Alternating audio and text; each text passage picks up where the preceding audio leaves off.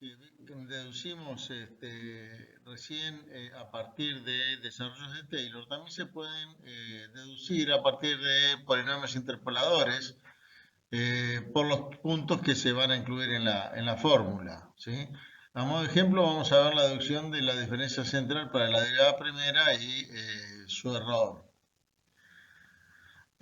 Si interpolamos por x menos h y x más h, la función f, entonces vamos a obtener un polinomio de segundo grado, eh, perdón, interpolando por x menos h, x y x más h, obtenemos un polinomio de segundo grado, p sub 2 de t, y la función es igual a p sub 2 más el error. Derivando, tenemos esta fórmula que está acá. Si nos fijamos con las fórmulas del polinomio interpolador por la fórmula de Lagrange, nos queda entonces f de x más h por el primer polinomio de Lagrange más f de x por el segundo más f de x más h por el tercero.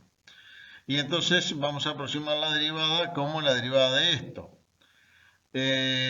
Haciendo esta derivada respecto de t, obtenemos esta función derivada y si la evaluamos en t igual a x, entonces nos va a quedar, ahí se van a simplificar mucho y nos va a quedar f' de x igual a finalmente f de x más h menos f de x menos h sobre 2h. O sea, exactamente la misma fórmula de diferencia central que teníamos antes. En cuanto al error, el error vendría a ser la derivada del error de interpolación, ¿sí? En t igual x. Bueno, si evalúan esa derivada, en t igual x les va a quedar lo que tenemos ahí, que es lo mismo que teníamos antes, ¿sí? Menos h cuadrado sobre 6 por f tercera.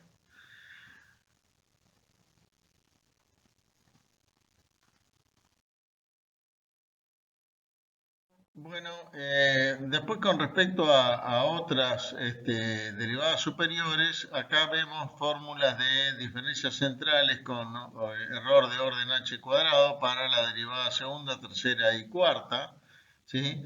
Las fórmulas en general con centrales y con error cuadrático son las más utilizadas, porque son fórmulas sencillas y con un error relativamente pequeño. Acá tenemos fórmulas de diferencia hacia adelante también con error cuadrático, y para obtener error cuadrático con esta fórmula de diferencia hacia adelante se necesitan más puntos que con las fórmulas centrales, ¿sí? Estas fórmulas se pueden deducir exactamente como vimos antes, tanto a partir del polinomio de Taylor como a partir de polinomios interpoladores. Lo único que tenemos que usar por desarrollos de Taylor con más términos de los que usamos antes y bueno, tantos como los puntos que aparecen acá en la fórmula, ¿sí? Por ejemplo, en la primera vamos a tener que ver el desarrollo de Taylor el valor en x más h y en x más 2h, o sea, se nos forma un sistema de dos ecuaciones del cual podemos despejar f', ¿sí? O haciéndolo por polinomio interpolador, evaluamos el polinomio interpolador en la fórmula del polinomio interpolado por x, x más h y x más 2h, se deriva y se evalúa esa derivada en x. De la misma forma se pueden deducir las otras fórmulas. Si se usa menos h en lugar de h, entonces estas fórmulas quedan como fórmula de diferencia hacia atrás, simplemente usando un h negativo. Las fórmulas son idénticas. La misma técnica se puede aplicar para el cálculo de derivadas parciales. Por ejemplo, para aproximar al laplaciano de una función de dos variables, es simplemente la suma de las derivadas segundas que vemos acá, podemos utilizar la fórmula central para la derivada segunda considerando a u de x y como una función de una variable a la vez. Y entonces aplicar a esta fórmula es simplemente la suma de la derivada segunda respecto de x más la segunda respecto de y, que nos queda como podemos ver acá. Nótese que los pasos utilizados para cada variable, g y h en este caso, no tienen por qué ser iguales. Si se usa el mismo paso, o sea, si g es igual a h, la fórmula se puede simplificar y queda como vemos aquí. Estas fórmulas suelen representarse con un esquema gráfico como este, que de esta forma permite ver más claramente qué puntos intervienen en la derivada y con qué coeficiente aparecen en la fórmula. Vamos a ver un ejemplo. Se tiene una placa de 2 centímetros por 2 centímetros con 1 centímetro de espesor, cuya superficie superior e inferior están térmicamente aisladas. Dos bordes opuestos se mantienen a 50 grados y los otros dos bordes a 0 grados y 100 grados respectivamente. Se quiere calcular el perfil de temperaturas en el interior de esta placa en estado estacionario. Como las caras están aisladas, podemos suponer que la temperatura no varía en el espesor de la placa y entonces podremos considerar solamente dos variables espaciables, x e y, despreciando la variable z porque no habría cambio al variar z. Y entonces si u de xy representa la temperatura en el punto xy, se va a verificar la siguiente ecuación diferencial, que es simplemente corresponde a la ecuación de la ley de Fourier en estado estacionario. Entonces vamos a considerar una retícula de puntos separados por medio centímetro. En este gráfico se puede apreciar que los bordes superior e inferior están a 50 grados, el borde izquierdo a 0 grados y el derecho a 100 grados.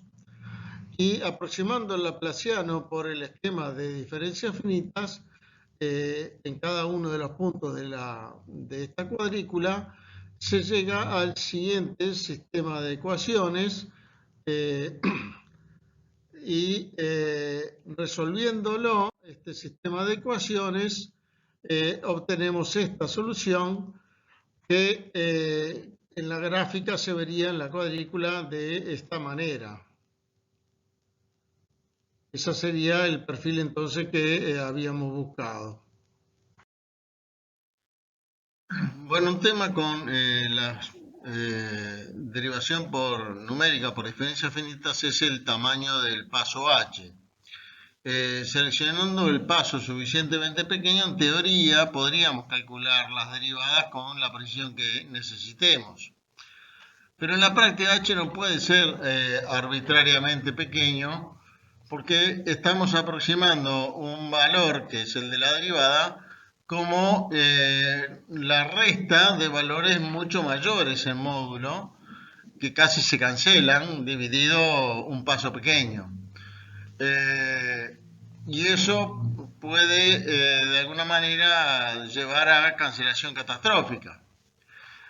Entonces, de hecho, debido a que al disminuir el paso, si bien aumenta la precisión teórica de la fórmula, aumenta el error de redondeo, entonces, de hecho, existe un paso óptimo que minimiza el error total. Pero usualmente no lo podemos calcular porque depende de derivadas que no conocemos, ese paso óptimo, ¿sí? Por ejemplo, si calculamos en Scilab la derivada de x por L a menos x2 en x igual 0,3, con diferencias hacia adelante, vamos a ver que se obtiene un error mínimo para un paso entre 10 a la menos 8 y 10 a la menos 9. Acá tenemos una tabla que muestra el cálculo por las distintas ecuaciones, ¿sí? de diferencias finitas de la derivada primera, la derivada segunda, tercera y cuarta, con diferentes tamaños de paso. Y las columnas que dicen error son directamente calculados por como la diferencia entre el valor calculado y la derivada analítica. ¿Sí?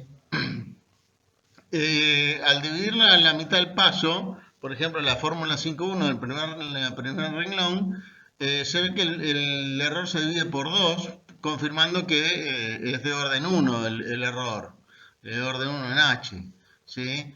En las otras fórmulas se ve que al dividir el paso a la mitad prácticamente se divide por 4 el error, y eso confirma que aproximadamente esas fórmulas son de orden 2. Pero no nos podemos ir a un H excesivamente pequeño, porque empezaríamos a sufrir de cancelación catastrófica.